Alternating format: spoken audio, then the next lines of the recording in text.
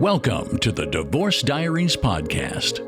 One man's anonymous and live account of if he should get a divorce or stay married. He's been cheated on, and he's cheated. Protecting the innocent with changed voice patterns, the omission of names, ages, and genders. His authentic journey and account of the daily events of his marriage are helping him sort out his feelings and not get lost in the ups or the downs. New episodes are released daily. Welcome to the Divorce Diaries podcast. Entire seasons are released on Patreon weeks before anywhere else at Divorce Diaries Podcast Patreon page. Link in description. Now for today's episode. I know that I need to get a divorce. I can definitely tell you that I don't want to, but I know that I need to. Yesterday was my wife's birthday, and it was good. I got her favorite cupcake, and I had some wine with her and watched an old movie with her, and we just spent time together at my place for her birthday. She left work early and just kind of hung out with me for a while, and she went back, and I just really wanted her to have a special day because she's done really good things for me for my birthday and helped me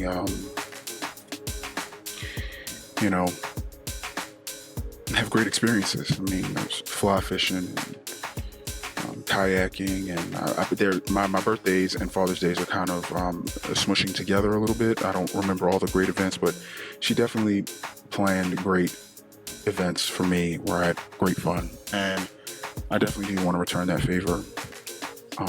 But right now I am getting a COVID test and for a concert that I'm going to attend with my family for my youngest birthday, and I am 6 cars behind my wife and kids right now because there's distance between us, and the distance is there because of a lot of things that I did. I've said some inappropriate things, cast my kids in one light to another kid. I've involved them in conflicts they shouldn't have been involved in. I just haven't been the best person and father, and damn, out and out not good communicator, and just disrespectful to people. I have. Now, back to why I still know that I need to get a divorce from her. A lot of the mud on my shoes is because I didn't know the field was wet. You ever been in that situation where you're kind of walking across a field and everything seems good, everything seems dry, I guess, but then you didn't realize that one part of the field is a little bit lower than the next part, and it rained, and that first part of the field that was a little bit uphill that you didn't realize was sort of uphill, there was a divot there, and you had this you stepped in the ground, just squished under your feet, just squished, and your shoes are now muddy, and it was a little bit deep, soaked through to your socks, and you're like, damn it. You had sort of damp shoes walking through that higher part of the grass, but now you're walking into something and you didn't really account for that. You couldn't see it coming. So now you did kind of track some mud in the house. Then there's more that has to be cleaned up. So the mess would have been the mess, but the mess is somehow more severe now because of an additional thing that happened, being the field was muddy and you couldn't tell that it was because otherwise you would have walked around it. So I'm going to say the two situations that really help me understand why we need to get a divorce, because we're not on the same page. And I'm not even going to say that my wife is right or wrong, or I am right or wrong about this, but I don't agree with this, the way that these things sort of happen. So my youngest came to me and she talked to me about Mom said you guys broke up in high school and you got another girlfriend, or mom said you had another girlfriend and cheated on her in high school, which is really we broke up, and that doesn't matter. That part doesn't matter. What matters is I'm talking to my under 10-year old kid about a breakup that my wife had, or potential things that happened with me and another person when my wife and I were in high school. And the person that told her was her older sibling. The person that told her was my wife. I don't think it's appropriate to put an entire relationship on trial to a child.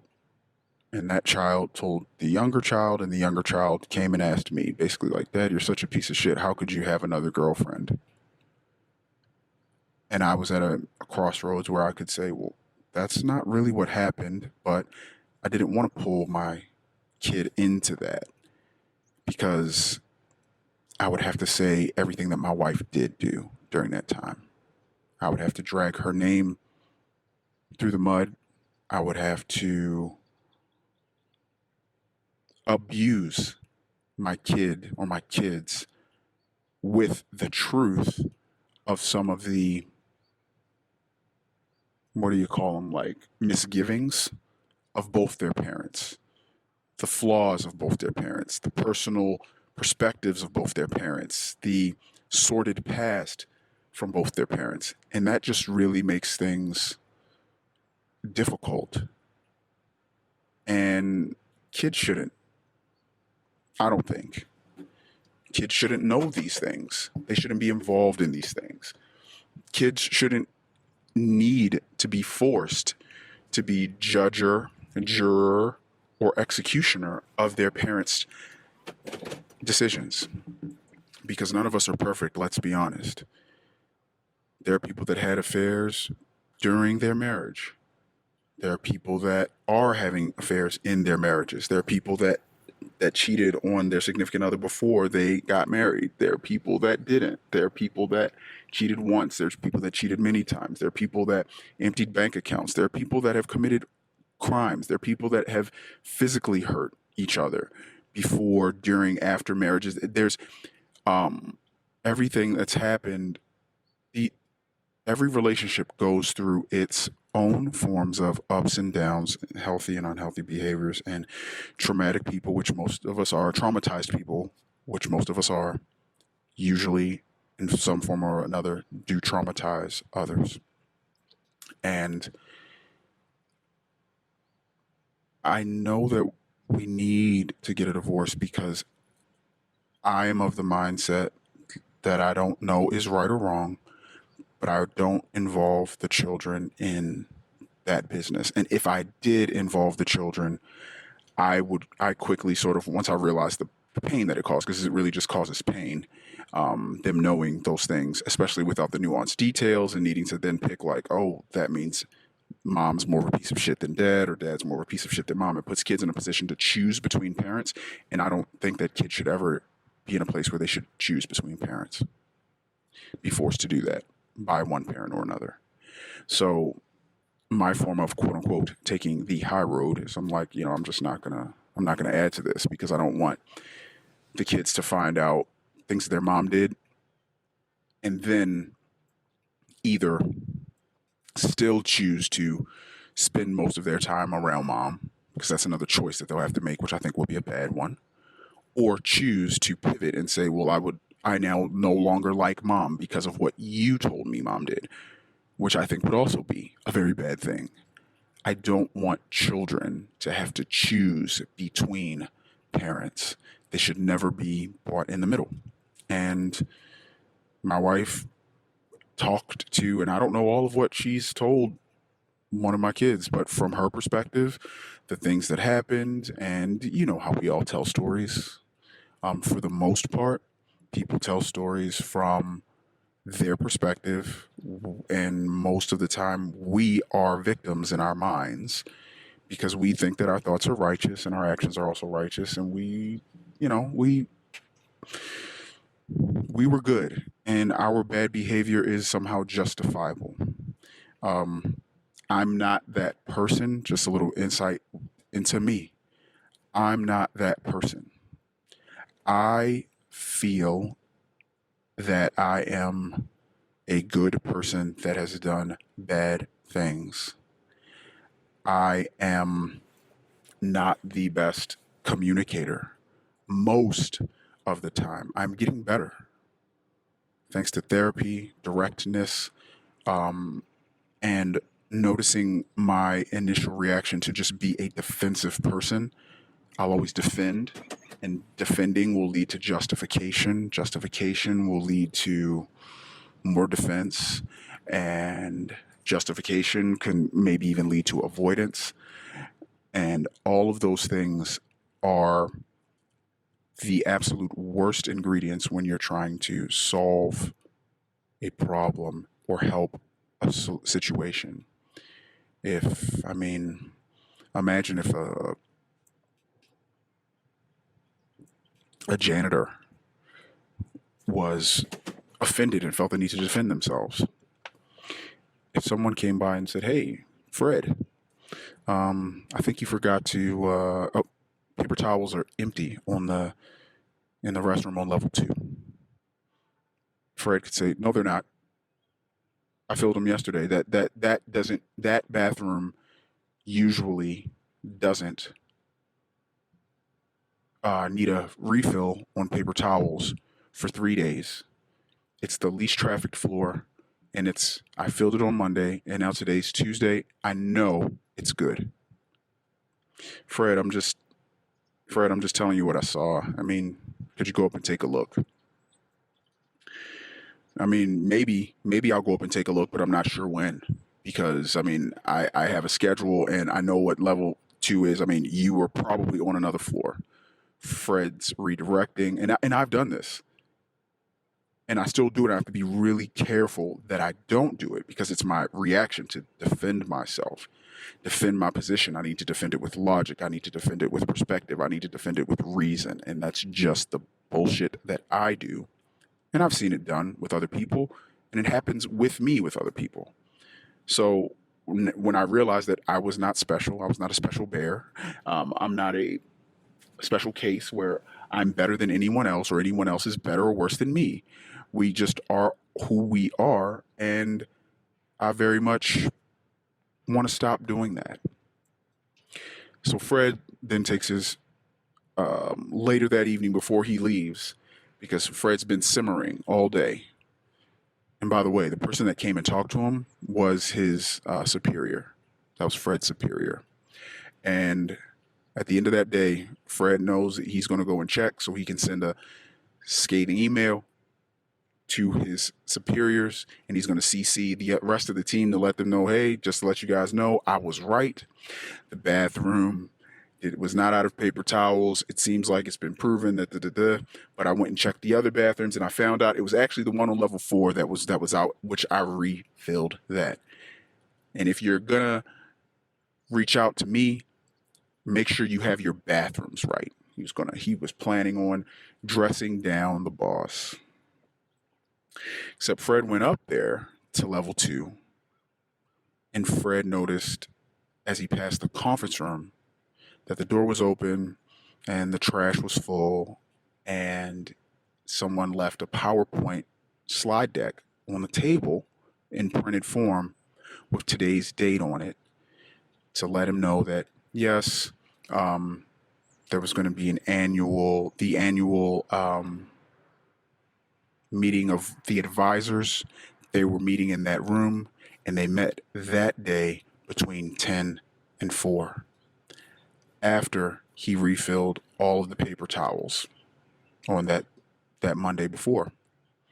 So had Fred remembered or knew that the conference was going to be held in that room, he could have adjusted his schedule, made more frequent trips, monitored those, and for another thing, he wouldn't have had to defend himself to his superior. So the next morning, Fred's called into the office of a superior, and the superior reminds Fred of the last dozen times that he's mentioned something to him, and he has rebuffed, disrespected, called out, defended, and aggressively responded to his superior about everything that happened. And Fred just has a habit of doing this, like I do, like I did. I feel like I'm a recovering narcissist, because no, I'm not the blame. I'm not the problem. Not me, not me, not me. So, and after the meeting Fred has with his superiors, the superior says, Fred, I'm going to have to let you go. I need people on the team that are team players. I need people on the team that are going to be open. And I can't have this every time every time I talk to you, Fred, it's a battle. And I'm sick of fighting, Fred. So I got to let you go. So Fred also could take that, and Fred could say, shit, I really fucked up. I really stepped in it. I really got to get a handle on it. And he could maybe even say that to his boss right then. Boss, I'm sorry. I'm really I don't know what's going on with me. I defended myself. I didn't even know about the conference up there. I got nothing to say, but you deserve better than that, boss. And I'm sorry. I don't even think about how I'm making your life harder doing this. I just didn't even realize. I'm sorry, boss. Hopefully you can give me another chance. I understand if you don't, but I hope you can give me another chance. And then Fred could just make a pivot like I had to, or you have a total paradigm shift and you understand that, man, I am kind of a dick. I am kind of an asshole. I don't like that about myself. What am I doing here? But yeah, it's back to the divorce. I was away from our story from Fred the janitor. My wife talks to our children about me and things that I wouldn't talk about with them. She talks about them. So it just, now not only do I have my asinine defense mechanism that I typically fall into, that I need to deal with, and I need to make my apologies and make my amends like Fred the janitor, I have these new things. The wet field, the soggy divot of mud that I didn't see coming, is what my wife says to the kids. And I remember our oldest, he was in school. He began to consume marijuana at a young age, and it was really hurting him. I think it was hurting him, and I'm saying think purposefully because I'm not really sure if it was or if it wasn't hurting him.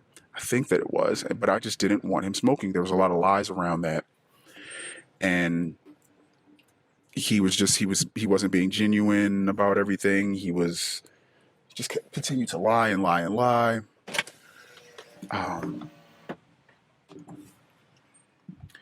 Sorry about that. I just did my COVID paperwork. Like I said, I'm here doing this thing. So there was a lot of lies around the marijuana, and my wife and I had two decrees. Her decree was, you need to, in order to live in this house, this is when we were still living together, you need to go to school. And I wasn't on board with that. I was open to him maybe taking a year off, figuring out what he wanted to do. I mean, I know the gap year thing isn't really the best thing, but I felt like he really wasn't going to commit himself. But whatever. I said, yep, mom says for you to live here, you need to go to school. That's criteria one. And my criteria is, in order to be here, you need to, you can't smoke weed. And I was like, I don't know what it's doing to your mind. And I'm not a smoker. I've never indulged. I never consumed. So I didn't know how it was affecting him. All I know is he was young. He didn't seem like he was performing well. He was lying a lot. There was a lot of toxicity around it. And I didn't know how it was affecting his brain. I just didn't want him doing it. And in that moment, my wife didn't say anything, but I'd come to find that my wife told my son behind my back afterward, you know, you can smoke. I know what dad said, but, you can smoke and just, don't do it in an unsafe place. Just do it around the house. And I found out about it and just yelled at him so much. And he never told me that mom was the one that told him that he could do it, because I would have immediately turned down my vitriol toward him and I would have directed it to her, or I would have paused and said, wow, I can't be mad at him because she went behind my back and told him that. And the roughest part about that, and why we need to get a divorce, is because even though she went behind my back, she didn't come out and tell me, you know what, I'm sorry, I should not have gone behind your back. I should have told you that I told him to do that. Because when I tell you, I yelled at him so often when I found out he was still doing it, and he just never said, Mom told me to.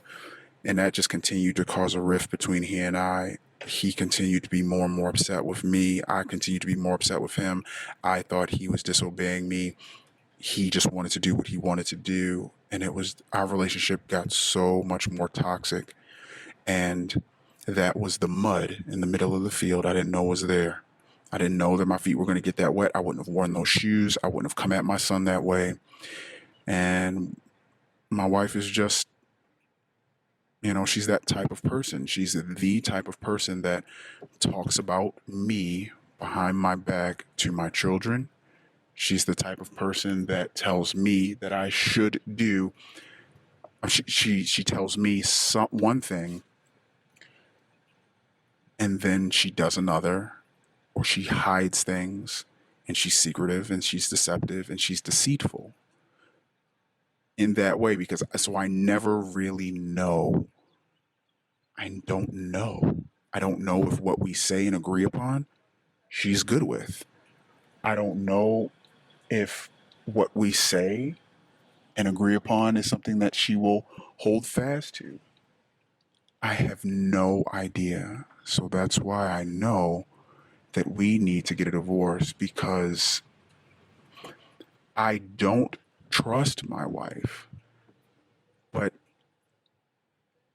I don't trust her because I know I can't trust her. And that's a different thing. Because even when I say, like, man, I can't trust my wife, or you can't trust this person, it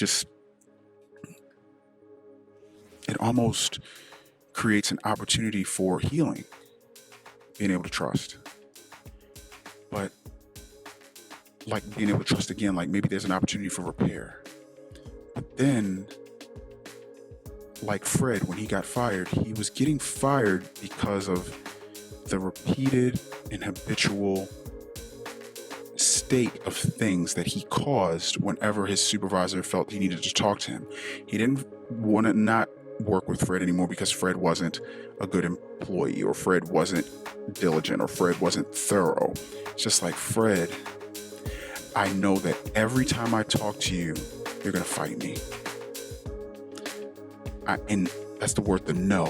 I know, Fred, every time I say something to you that I may need you to check on it again, or that, because I'm sure, I feel that I'm sure of what I saw, Fred, and I'm open to you coming back to me and telling me that I was wrong, but I'm your superior, and we're also partners, Fred.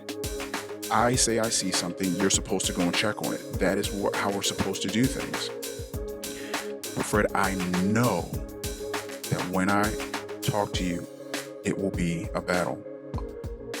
So we need to part ways. And for me and my wife, I know that it will be a struggle and a fight in the same way, except it's with honesty and truth. I know that when my wife is saying something to me, she's not telling me 100% of the story. I know when she's talking to me, she may not even be telling me any of it.